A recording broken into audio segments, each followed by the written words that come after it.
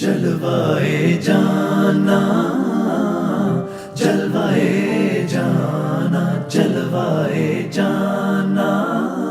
ایک مرتبہ اللہ تبارک و تعالی نے کسی بستی پر عذاب نازل کرنے کا ارادہ فرما لیا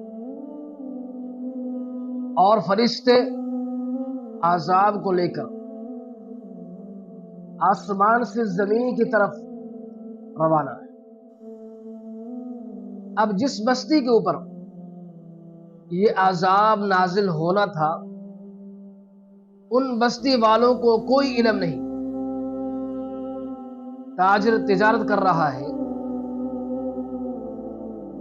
اور ملازم ملازمت کر رہے ہیں، عورت اپنے گھر کا کام کاج میں لگی ہوئی ہے، کسی کو علم نہیں ہے کہ کیا ہونے والا ہے۔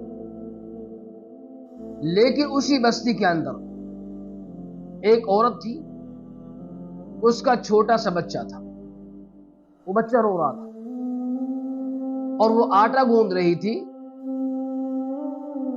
اسی دوران اس عورت کے منہ سے ایک جملہ نکلا،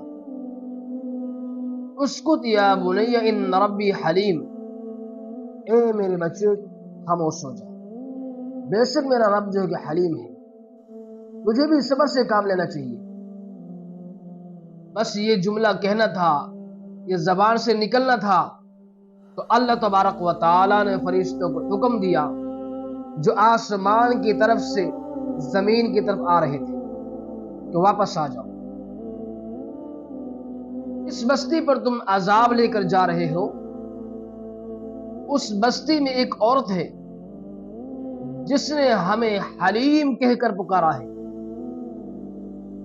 اور جو ہمیں حلیم کہہ دے تو یہ ہماری شان کے خلاف ہے کہ ہم اس کو اس کی بستی پر عذاب میں مسلط نہ کریں۔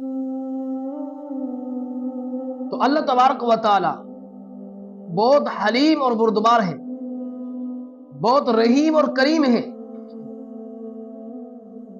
انسان کو چاہیے کہ وہ اللہ تبارک و تعالی کے دربار میں حاضری دیتا رہے،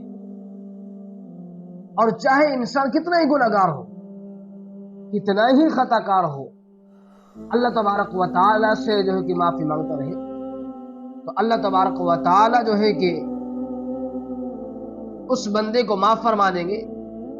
اور جب انسان معافی مانگتا ہے تو اللہ تبارک و تعالی کا غصہ بھی ٹھنڈا ہو جاتا ہے۔ اللہ پاک ہمیں عمل کی توفیق عطا فرمائے۔